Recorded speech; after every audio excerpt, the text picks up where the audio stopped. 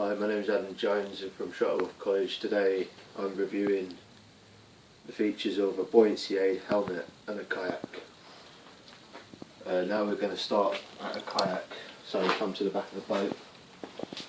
We've got a bung here for keeping the water out of inside of the boat, so when you're out on water you don't sink. It's quite embarrassing, and you'd have to replace your boat, which is very expensive. Just here you've got a handle just to be able to transport the kayak from place to place on land. If we come in a bit, we've got some airbags in the back for move on for that. We've got a seat rest which is adjustable from these points here for just basically for more comfort, and it's adjusted according to what size person's in the boat at the time. You've got a foam pad in here, just again for more comfort in the boat. Some hip pads so you don't really get any injuries from knocking rocks or crags or anything on the water. Just here we've got some knee pads just to tuck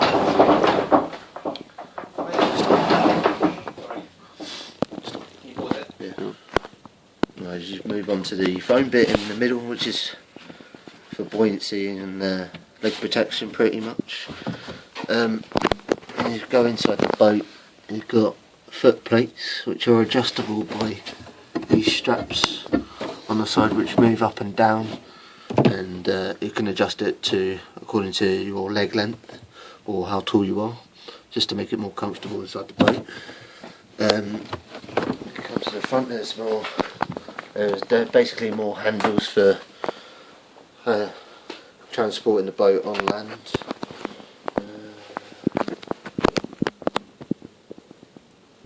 Yeah, that is pretty much it about kayaks. As we move on to the helmet, it's got a hard outer shell made out of PVC plastic.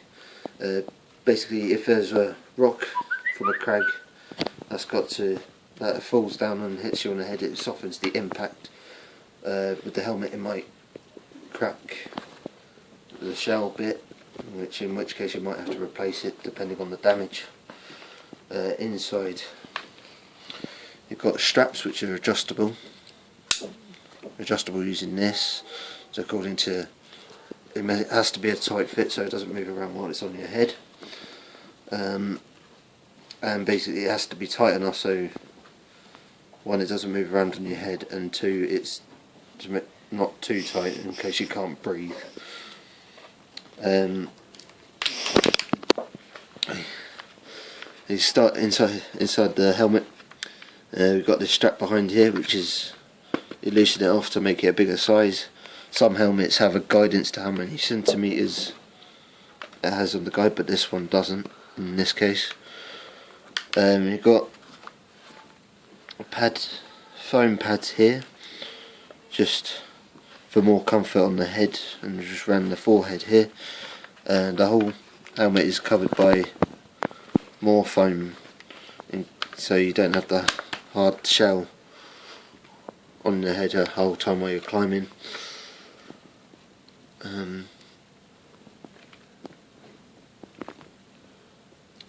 Yeah, that's it on helmets. We've got to move on to the buoyancy aid. Basically, this buoyancy aid is an extra small and pulls over your head.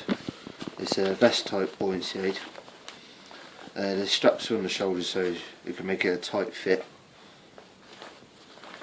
on the shoulders. In the same case, there's ones on the waist to make it tight around the rib cage and body. Make sure it's not too tight, otherwise you can't breathe. It's the same in this case as well. Also, because this is an extra small, it has a hip strap, which is adjustable according to your body size. In some buoyancy aid cases, most buoyancy aids in a larger size have an elasticated waist strap.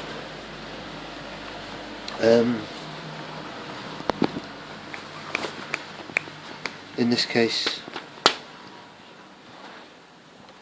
an extra small can hold up to 35 and 50 kilos in weight, and which means there's a size range of 70 and 95 in the chest. Other sizes you can get is an SM, L, XL and extra large. It holds more in weight, so an SM holds up 45 to 70 kilos. A large and extra large holds up 60 to 85, and an extra large holds up 70 to 95 kilos.